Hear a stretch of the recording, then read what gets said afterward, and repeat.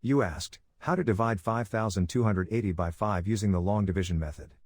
5 divided by 5 equals 1. 1 times 5 equals 5. 5 minus 5 equals 0. Bring down 2, making 2. 2 divided by 5 equals 0. 0 times 5 equals 0. 2 minus 0 equals 2. Bring down 8, making 28.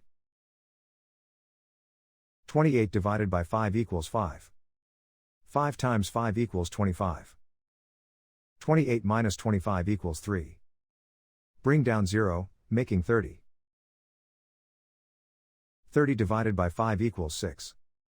6 times 5 equals 30. 30 minus 30 equals 0. The remainder is 0. The final result is 1056.